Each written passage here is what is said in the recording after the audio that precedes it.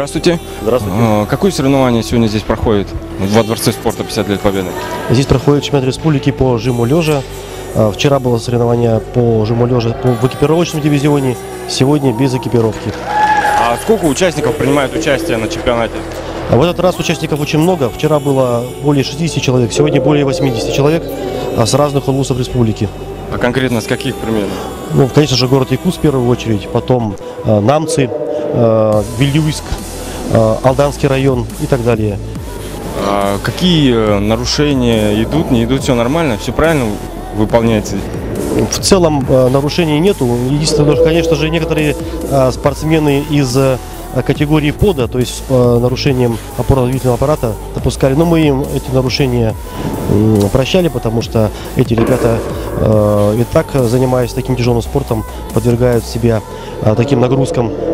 Поэтому их необходимо поддерживать в первую очередь. Вот. Ну а в целом нарушений нету.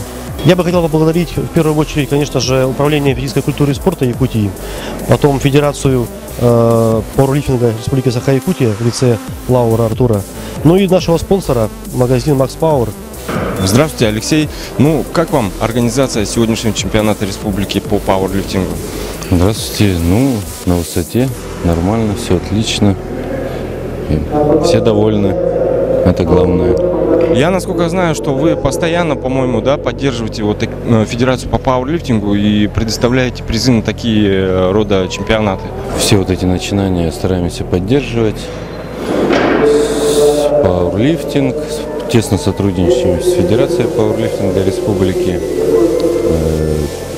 Силовой экстрим, все, что касается силовых видов спорта, стараемся поддерживать. Ну и вообще спорт как таковой любой.